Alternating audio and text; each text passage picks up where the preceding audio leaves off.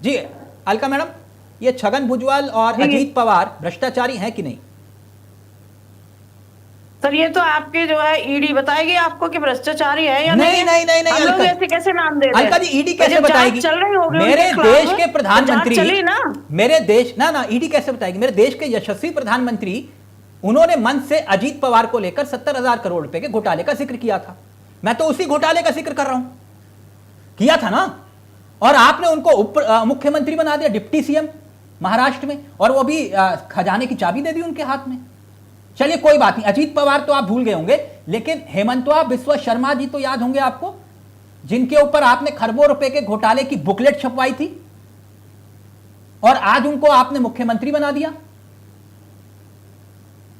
उनके बारे में क्या कहेंगे आप? वो भ्रष्टाचारी हैं कि नहीं? अब देखिए सर, उनके खिलाफ जो जांच की गई है वो जांच की गई होगी नहीं? उस समय आपने भी देखा होगा, जांच के दायरे में तो रहे होंगे, नहीं रहे होंगे? नहीं बताइए, जांच हुई नहीं हुई? नहीं, जांच कहां हुई, वही तो मैं पूछ रहा हूं। चलिए मैं थोड़ा आसान करता हूं सवाल को। पिछले 11 साल में, क्योंकि प्रभु राम की कृपा से आपकी सरकार है 11 साल में, पिछले 11 साल में कोई ऐसे बीजेपी नेता का नाम बताइए जिसके खिलाफ ईडी की जांच हुई हो। किसी 3 बीजेपी नेताओं के नाम, चलिए 2 का बता दीजिए।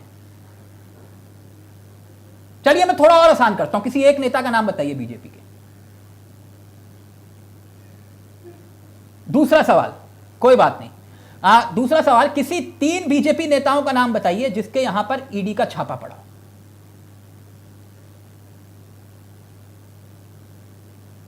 अपने सहयोगियों में से किसी का बता दीजिए। सर आप बीजेपी के नेताओं के ही पीछे क्यों पड़े हैं कि भाई उनका नाम बताइए, उनका नाम बताइए? मैडम आप तो भ्रष्टाचार के खिलाफ लड़ाई लड़ रहे हैं। पर जांच को आप भ्रष्टाचार के खिलाफ लड़ाई लड़ रहे हो, मैं लड़ना चाह रहा हूं आपके साथ भ्रष्टाचार के खिलाफ लड़ाई। जब आप ये कह रहे हैं तो चलिए मैं थोड़ा और आसान, एक मिनट, टारगेट बीजेपी को ही क्यों कर रहे हैं मैडम? क्योंकि आप सत्ता में हैं, आप सत्ता में स्वयं जांच कर रही है ना। अलका मैडम आप, सॉरी अलका मैडम, आप ये कह रहे हैं मैं बीजेपी को टारगेट कर रहा हूं। नो, मैं सत्ता में बैठी हुई सरकार से सवाल कर रहा हूं। नेताओं को यहाँ पर भी जी, मैं सत्ता में बैठी हुई सरकार से सवाल कर रहा हूं, पत्रकारिता धर्म निभा रहा हूं जो आजकल है।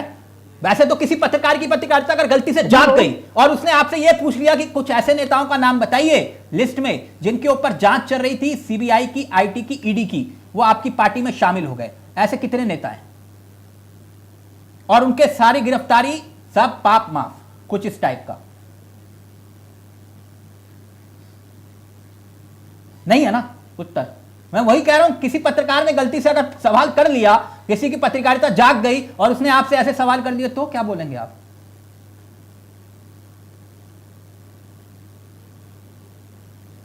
अलका मैडम जी जी सर, जैसे कि ये कहते हैं विपक्ष के नेता, अभी जैसे यादव जी कह रहे थे और जावेद जी कह रहे थे कि भाई इनके पास तो एक ऐसी वॉशिंग मशीन है जिसमें डालते हैं सारे पाप धुल जाते हैं, सारे दाग धुल जाते हैं।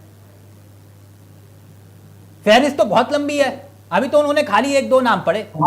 मैडम सिग्नल नहीं जाना चाहिए, मैं उम्मीद करूंगा। सिग्नल नहीं आ रहा, मेरा फोन आ रहा है बार बार। अच्छा। तो मैं इसलिए थोड़ा दिक्कत हो रही है। मेरे साथ समस्या यही आती है, मेरे साथ समस्या यही आती है कि अक्सर सिग्नल चला जाता है। शारदा घोटाला, मैं उदाहरण देता हूं अलका जी। जी जी जी, मैंने कहा शारदा घोटाला हुआ था अगस्त 2015 में, जानते हैं किसके खिलाफ था? कौन सा सर? शारदा घोटाला याद है आपको? 2015 सीबीआई ने पूछताछ की, चिट फंड घोटाला जो था।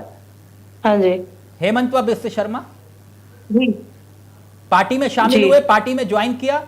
उस केस का स्टेटस मुझे बता पाएंगे?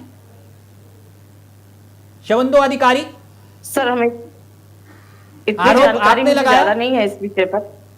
जी जी, शवंदो अधिकारी याद है मैडम? आजकल तो बहुत सुर्खियों में, मैंने नाम सुना सर इनके उस समय पर। बीजेपी में शामिल हुए दिसंबर 2020, 19 में जांच चल रही थी, जांच एजेंसियों के रडार पर थे, और जैसे ही आपकी पार्टी में आए और ज्वाइन होने के बाद जांच का स्टेटस किसी को नहीं मालूम क्या है। जितेंद्र तिवारी,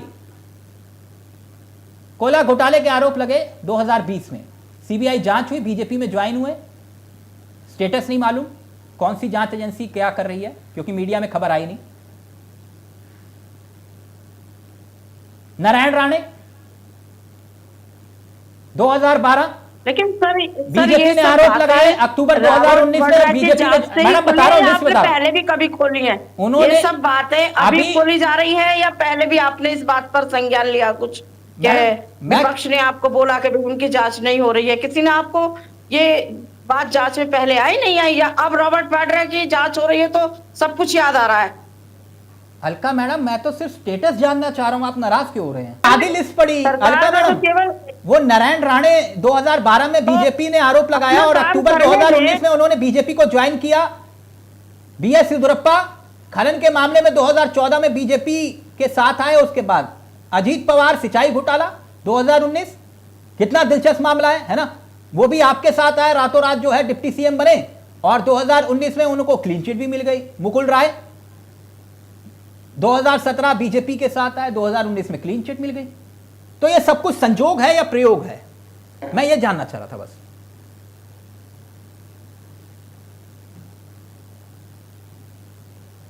अलका जी। जी सर। मैंने गलत सवाल तो नहीं किए?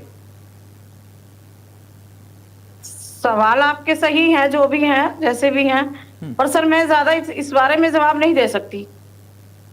अच्छा, मतलब किस बारे में? उस समय जांच चली, जब ये जांच चली तो मतलब भ्रष्टाचार को लेकर के खिलाफ जो जांच चली है, और ये पार्टी के उच्च नेतृत्व का काम है। देखिए किसको पार्टी में लेना है जो है पार्टी के उच्च तो मैं इसलिए आपसे पूछ रहा हूं कि आज अजीत पवार, छगन भुजबल, हेमंत बिश्व शर्मा, क्या ये सारे अभी भी भ्रष्टाचारी हैं कि फिर सारे दाग धुल गए? जांच करवा लीजिएगा सर आप इसकी। नहीं, सरकार आपकी है भ्रष्टाचारी हैं कि नहीं है जी। जांच करवा लीजिएगा। अब मतलब पत्रकार भी जांच करेंगे। खैर कोई बात नहीं। बिहार में चुनाव है तो क्या माने कि बिहार में एक्टिव होगी ईडी?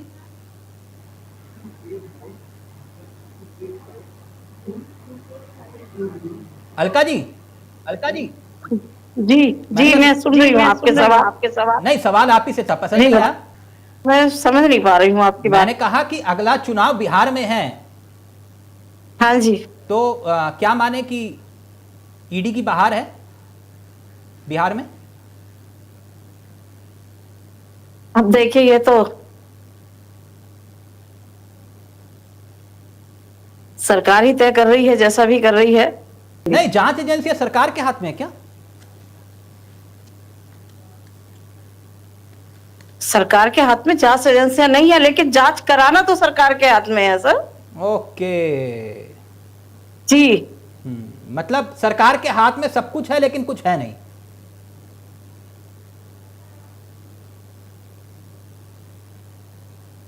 जांच कराना सरकार के हाथ में है, करना ईडी के हाथ में है।